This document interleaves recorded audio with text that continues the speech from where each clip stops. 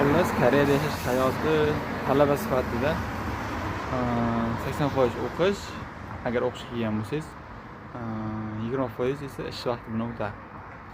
Hozir kanikul vaqti bo'lsa ham, oshxona ishidan qaytib kelyapman. Oshxona ishlari ko'pincha full time ham bor, lekin talabalarga full time bo'lmaydi, chunki har kuni siz o'qishga borishingiz kerak. O'qishdan keyin ishlasa, normal full time emas, part time job bo'ladi. Xullas shunaqa. Lekin part time joblar sizga juda katta pul bermaydi. Ana konsaltinglar maqtagan o'sha $3000, $2000 ham topolmasligingiz mumkin ba'zi bir joylarda.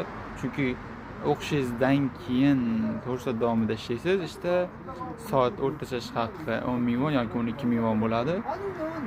Uncha pulni bir oyda topsangiz uzog'i 1,5 million yoki 1,700,000 gacha topishingiz mumkin part time joblarda ishlab. Bu degani $1,200-$1,300 yoki $1,000.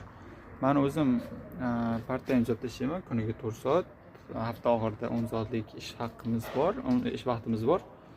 Общий xarajat oyligim o'rtacha 1,600-1,800 chiqadi agar har kun ishlasam. Sherigim ham bo'lib qolsa, sal kamroq chiqishi aniq. O'rtacha 1,200-1,300 chiqadi. Xullas shunaqa, Koreyada siz o'ylaganday o'qish, ishlash degan gap yo'q. Yo o'qish bor, yo ishlash bor. Agar o'qish bilan ishlashga kelsangiz, ikkosini ham eplab qo'ya olmaysiz. Nima deydi? Ko'p pul topib, zo'r o'qiy olmaysiz. Chala o'qib, o'rtacha pul topib, yashab survive qilishingiz mumkin, inglizchada aytganda, ya'ni jon saqlashingiz mumkin. Alloh rizq beradi, harakat qilish kerak, ko'proq. Shunaqa gaplar. Mana